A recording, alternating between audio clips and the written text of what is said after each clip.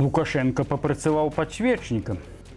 Беларуская жанчына аўто на хаду спыніць. Я не пущу вас туда. І не адно. Кім Чен Ын асабіста ратуе людзей ад паводкі. Віншуем беларусаў сапраўдным днём незалежнасці. Живи, Беларусь! Без аўтамата няма і свята. Міліцыянты паказалі, якіх любіць народ. У Шчучыне прышчучылі злодзея. На Разаншчыне парэзалі і ўкралі цэлы мост. Вітаем, сябры! У наш чарговы выпуск навін па-беларуску без цэнзуры. Пра некаторыя адметныя падзеі ўжо зараз. Пачынаем. На мінулым тыдні Лукашенко ў чарговы раз злятаў у Расею да свайго старэйшага брата і гаспадара. Куды ж яму больш лятаць? Дарэчы, нават у лукашэнкаўскім пуле не хавалі радасці ад таго, што Лукашенко з'ехаў. Дакладней, зляцеў. Усё як у калгасе. З'ехаў старшыня і пад начальным дыхаецца вальней. Лукашенко даляцеў да Піцера, а потым адправіўся на Валаам, выспу на поўначы Ладажскага возера, дзе і сустрэўся ў манастыры з Пуціным. Яны абняліся, паразмаўлялі, папрацавалі падсвечнікамі ў храме, нават ікону цалавалі. Відаць, Усявышні разгневаўся на гэта і ударыў маланкай. Толькі не па іх, а ў Падмасков'і перад галоўным храмам узброеных сіл. Ці то ў небе прамахнуліся, ці паслалі такім чынам папярэджанне, невядома. У выніку маланка трапіла ў 4 чалавек, у 2 мужчын і 2 жанчын. Адзін мужчына загінуў, другі знаходзіцца ў цяжкім стане. Астатнія ў сярэдняй ступені цяжкасці. Пра што гаварылі Пуцін з Лукашэнкам, дакладна невядома. Хутчэй за ўсё Пуцін нагадаў Лукашэнку, хто ў хаце гаспадар. Деточка, а вам не кажется, что ваше место возле параши? Кто это? Никола Питерской. Толькі тут аказаўся Вован Піцерскі. Што праўда, Лукашенко, які дацэнт, выкруціцца і, магчыма, чарговы раз абвядзе Пуціна вакол пальца. А пакуль, вярнуўшыся з Валаама, ён сабраў нараду і накруціў хвасты сваім чыноўнікам, каб ведалі, хто тут гаспадар. Лукашенко павіншаваў Нікаласа Мадуру з перамогай на прэзідэнцкіх выбарах у Венесуэле. Той не быў такі хцівы да галасовак Лукашенка, таму не маляваў сабе 80%, а праявіў сціпласць. Яму хапіла 51%. Вось бы Лукашенко праявіў такую мудрасць у 2000-м. Можа б усё па-іншаму склалася, хто ведае. Дарэчы, ён адным з першых павіншаваў Мадуру з перамогай. Але стасункі з Венесуэлай зараз усё адно не тыя, як былі пры Чавесу. Калі Чавес памёр, Лукашенко нават 3-дзённую жалобу ў Беларусі аб'явіў. А вось па ахвярах нядаўняй стыхіі не толькі жалобы не было, нават належнага спачування не было выказана. Ён яшчэ і народ папракнуў, маўляў, сядзіць, чакае, пакуль дзяржава ўсё яму зробіць. Жыхары выснову зрабілі і зараз за сябе змагаюцца самі. Як жыхарка Гомля з вуліцы імя слаўнай партызанкі Ліліі Карастаянавай. Як Карастаянова супрацьстаяла нямецкім захопнікам, гамельчанка ў адзіночку выйшла супраць аўтамабіляў, якія падымалі хвалю па вуліцы і затаплялі яе дом. А дело в том, что когда вода выезжает машина, это новая течет. Я дам за машину этого гравия, чтобы не текло. Я не пущу вас туда ехать. Хотите, вызывайте милицию, не пущу. Некалі расейскі паэт Некрасаў пісаў, што расейская жанчына каня на скаку спыніць, а вось беларуская спыніла цэлы поток аўтамабіляў, якія ў выніку вымушаныя былі паехаць па тратуары. Такія вось беларускія жанчыны. Лукашэнку трэба браць прыклад з Кім Чен Іна. Той, як добры чараўнік, прыляцеў на верталёце і выратаваў людзей ад патопу. Паўночна-карэйскае тэлеграфнае інфармацыйнае агенцтва пісала: «Таварыш Кім Чен Ін прыехаў па падтопленай небяспечнай дарозе на авіябазу. Ён асабіста кіраваў выратавальнай працай. Выратаваныя жыхары, нечакана сустрэўшыся з таварышам Кім Чен Іным, які чакаў іх у аэрапорце, дзе дзьме моцны вецер з дажджом, былі расчуленыя да слёз ад бясконца ахвалявання і падзякі. Горача радаваліся. Таварыш Кім Чен Ін адзначыў, паведамляе далей яго агенцтва, што лайдакі прыстасаванцы сярод вядучых кіруючых работнікаў дасягнулі сур'ёзнай мяжы. Лічачы бедствы неадольнай стыхійнай з'явай, яны ад паражэнства не бяруцца ўпэўнена за прадухіленне стыхійных бедстваў, а працуюць на вось, толькі гледзячы на неба. Вось з кого приклад треба брати Лукашенку і його чиновникам. Товариш Кім Чен Ін, як сапраўдны сын свайго народу, ратуе людзей, а тыя толькі сядзяць у кабінетах ды глядзяць у неба, ці хутчэй у свае нататнікі. 27 ліпеня споўнілася 34 гады, як Вярхоўны Савет БССР у 1990 годзе прыняў дэкларацыю аб незалежнасці. Крыху больш як праз год, 25 жніўня 1991 года, гэты дакумент атрымаў статус канстытуцыйнага закону. Да 1996 года гэты дзень быў святочным у Рэспубліцы Беларусь. У выніку незаконнага рэферэндуму ў лістападзе 1996 года Лукашенко перанёс святкаванне Дня незалежнасці з 27 ліпеня на 3 ліпеня, калі Мінск быў вызвалены ад нямецкіх акупантаў.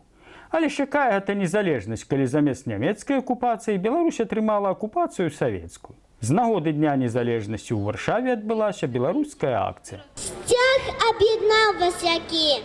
Бел-червоно-белый. Кто оборонить вас? Наша погоня. Что вам потрібно? Жить самостойно. Сапраўды, беларусам ужо даўно пара жыць самастойна. І так будзе. А мы віншуем нашых гледачоў з Днём незалежнасці і верым, што Беларусь будзе вольнай. 27 ліпеня свой 700-гадовы юбілей адзначыў горад Мядзел, што размешчаны на Нарачанскіх азёрах. Відаць, з такой святочнай нагоды міліцыянтаў усіх масцей зброілі аўтаматамі. А як жа іначай? І хоць аўтамат гэта не цацка, мядзельскім дзецям з ім таксама дазвалялася гуляць. Якраз імі і забаўлялі дзяцей на гарадскім свяце. А якія духоўныя, узвышаныя твары ў міліцыянтаў. Не іначай пра іх кіраўнік сталічнага МОНа Балаба некалі казаў, што яны ходзяць у тэатр, вельмі цэняць акадэмічны жывапіс 19 стагоддзя і спрачаюцца пра сюжэтныя лініі майстра і Маргарыты. Некалі кітайскі правадыр Мао Цзэдун казаў, што кожны камуніст павінен усвоіць тую ісціну, што вінтоўка нараджае ўладу, а ў Беларусі аўтамат нараджае ўладу. Трэба яшчэ яго, па прыкладу Мазамбіка, на герб змясціць. Афрыканскія краіны зараз жа ў Лукашэнкі найлепшыя сябры. І не толькі святы ахоўваюць міліцыянты. На днях яны правялі аперацыю па навядзенню парадку і стабільнасці ў слаўным горадзе Бабруйску. Рызыкуючы жыццём, узброеныя да зубоў, а то і вышэй, яны з неверагоднымі намаганнямі затрымалі небяспечную зламысніцу. Ёй аказалася маладая прыгожая дзяўчына Марыяна Парэмская. Што ж яна такога натварыла? Можа, збіралася падарваць мост праз бярэзіну ці закласці выбухоўку пад будынак міліцыі ці нават гарвыканкаму? Ды не, яна проста напісала, што думае пра лукашэнкаўскую міліцыю. І наогул, пра ўсю сістэму ўлады Лукашэнкі. А міліцыянты не прыдумалі нічога лепшае, як паказаць гэта ўсё на ўсю краіну. Яны прымусілі дзяўчыну запісаць пакаяльнае відэа. Цікава, яны са сваіх жонак таксама такім чынам прызнання ў каханні вымагаюць. Відаць, міліцыянты мараць атрымаць за гэта добрую пенсію, прыходзяць у школы, абчапляныя бліскучымі бляшкамі і распавядаць дзецям, як яны, не шкадуючы жывата свайго, змагаліся з рознай крамолай. Усё ж ёсць спадзяванне, што будзе па-іншаму. У свой час ішла дыскусія ў грамадстве, што беларускіх ахоўнікаў парадку нельга перайменоўваць з міліцыі ў паліцыю. Маўляў, паліцыя дыскрэдытавала сябе падчас нямецкай акупацыі. Але цяпер міліцыянты так стараюцца, аж са скуры вылазяць, каб канчаткова дыскрэдытаваць у грамадстве слова «міліцыя». І вядома ж, мэты свае яны ўжо дасягнулі. І некалі будуць змецены як смецце. Але не толькі з праціўнікамі рэжыму змагаюцца міліцыянты. Пад іх рукі трапляюць і лаяльныя да дзейнай улады грамадзяне. А то нават і тыя, хто эту ўладу падтрымлівае.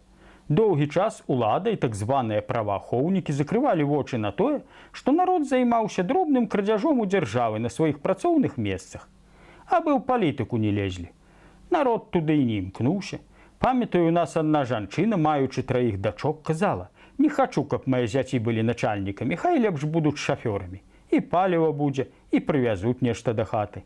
Але зараз міліцыянты ўзяліся і за такіх. Нядаўна яны канфіскавалі ў віцебска трактарыста 400 літраў саляркі, маторную аліву і запчасткі да тэхнікі. Патрапіў пад раздачу і 60-гадовы механізатар з Зятлава, у якого вынюхалі 420 літраў афарбаванай саляркі і ажно 20 літраў алівы для гідраўлікі. А ў Шчучынскім раёне прышчучылі 37гадовага слесара, у аўто якого выявілі паўтоны камбікорму без дакументаў. Замахнуліся, так бы мовіць, на асновы дзяржаўнага ладу. Парушаюць сацыяльны кантракт. Вы нас не чапаеце, мы ж крадзём сумленна, без нахабства. І мы вас не зачэпім, у палітыку не палезем. Дык вымушаюць жа. Але ці ж это крадзеж? Это так, забава дзіцячая. Вось у Рязанскай вобласці Рассіі украли 60-тонны чыгуначны мост і здалі яго на металлолом. Прычым зрабілі это не нейкія вялікія начальнікі, а простыя жыхары з Копінскага раёну. Яны за некалькі дзён распілавалі мост. Частку канструкцыі моста знайшлі ажно ў пунктах прыёму металлолому абласной Рязані. А для якой халеры той мост, калі цягнікі па ім не ходзяць? Інакш бы заўважылі, што моста няма. Агледзеліся, што пераправы няма, самі жыхары, бо раней яны выкарыстоўвалі мост, каб дабрацца на прасткі да суседніх населеных пунктаў. Где же мост? О, нету твоего моста. Я спрашиваю, где мой мост? Засталіся ад моста толькі пастаменты, на якіх трэба паставіць помнік расейскім скрэпам. Уласнікі ацанілі шкоду ў 300 мільёнаў і напісалі заяву ў праваахоўныя органы. Вырашаецца пытанне аб узбуджэнні крымінальнай справы за кражу ў буйным памеры і нядбайнасць. Тут цікавыя два моманты. Першы – вырашаецца пытанне, заводзіць справу ці не. Можа палічыць это за дробны крадзеж.